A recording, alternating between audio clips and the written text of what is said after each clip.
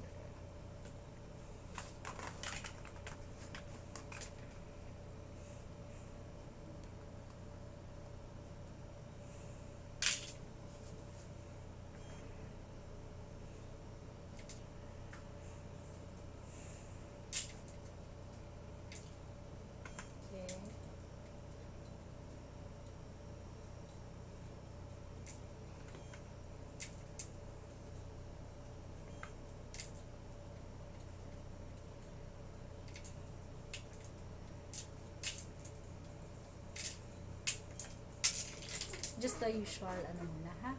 Opo. Measurements.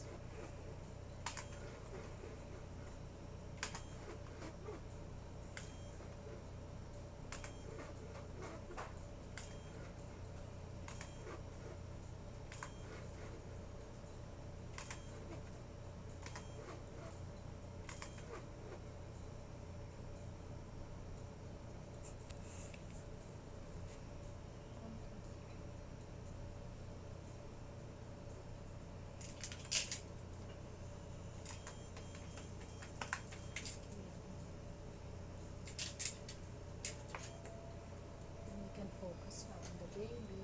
So, isa lang.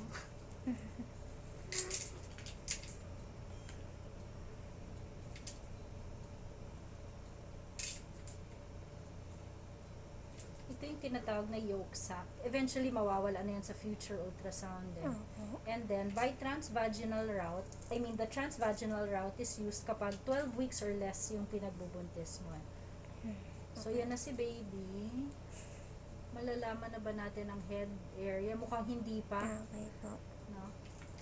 Which one will be the head, which one will be the body? We can't tell pa. But this is the baby mismo.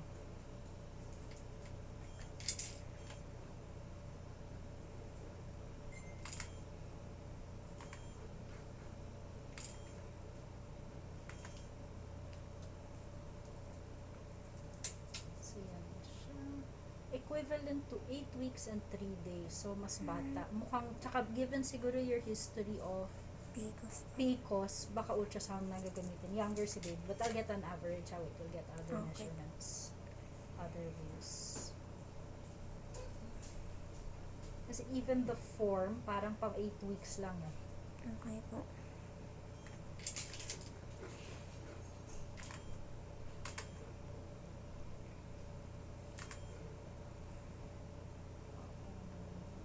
Wala pang 2 centimeters si baby.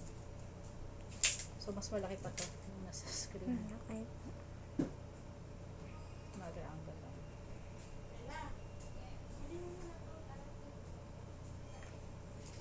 Movement, ano pa yan? You won't start to feel until about 22 weeks pa, kahit na nakikita na natin sa ultrasound yung galaw ni baby.